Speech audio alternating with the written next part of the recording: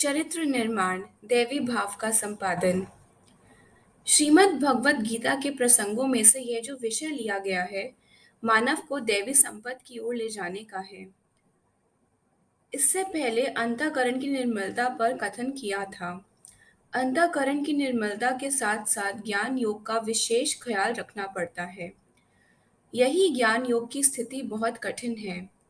मन अति चंचल होने के कारण विचलित हो जाता है। यही कि थोड़े समय तक राम नाम का मनन किया, फिर विचलित हो गया। ज्ञान में संगति का भी बहुत प्रभाव पड़ता है। जब तक स्थिरता न हो, संगति भी कुछ नहीं कर सकती। स्थिरता ऐसी हो जिसमें भ्रम न हो। मानव मन को दुर्बल न बनाए। जो इस तरह चलायमान रहता है, उसको लाभ नहीं होता है। दिल की संशयता मानव को स्थिर नहीं होने देती। जो ज्ञान सोच समझकर धारण किया जाए, उसी में स्थिरता हो, यह है दैवी संपत्ति। परंतु रजोगुणी हमेशा चंचल होता है। उसका तो एक काम लालच भी है। रजोगुणी भावना हमेशा चलायमान होती है। जिसमें भावना हो, जब तक उसमें विश्वास न जम जाए तथा संदेह रहित न हो जाए, तब तक आराधना करना कठिन है। मानव राम नाम पर अपना निश्चय बिठाए तथा अपने दिल को खाली करके राम नाम का जाप करे। जब दिल की थैली विषय वासनाओं से भरी हो, तब तक राम नाम का रंग उस पर चढ़ ही नहीं सकता। उस थैली को खाली करके अनन्य भाव से आराधन करो। ज्ञान योग में भली प्रकार स्थिर होकर अपने विचारों को पक्का करो।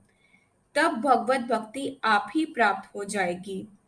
जैसे सूर्य की किरणों से घी आप ही पिघल जाता है, उसी प्रकार अपना ध्येय अगर पक्का रखो, ईश्वर भक्ति आप ही प्राप्त हो जाएगी।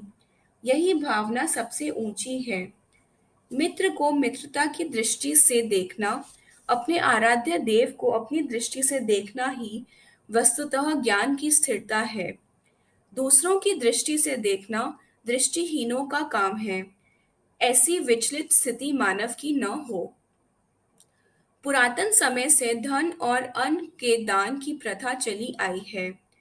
पितरों के रूप में भी दान दिया जाता है, परंतु दान केवल धन तक ही संकुचित नहीं है। सेवा भाव भी सबसे बड़ा दान है। आज के नवयुवकों में आलस्य का भाव बहुत बढ़ चुका है। वह किसी की सेवा करने में संकोच का अनुभव करते हैं।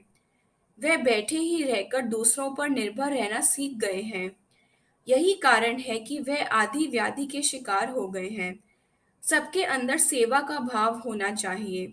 सेवा धर्म बहुत गंभीर है। उसकी तह तो योगी भी नहीं पा सकते हैं। इससे आगे जाकर ज्ञान दान है। किसी को किसी चीज का बोध कराना, यह सबसे बड़ा दान है।